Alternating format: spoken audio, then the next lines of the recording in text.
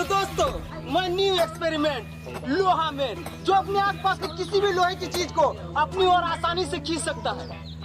अच्छा, ये बात है। तो मेरे पास भी है गुटका मैन, जिसके थूकने से बाढ़ आ जाती है, बाढ़। डेमो दिखाऊं? दिखाऊं? दिखाऊं?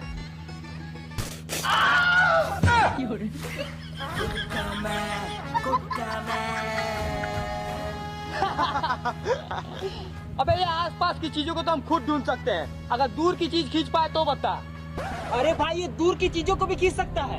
अच्छा, तो वो देख 100 मीटर की दूरी पे एक हथौड़ी रखा हुआ है, जरा उसे खींच के दिखा दो। खींच।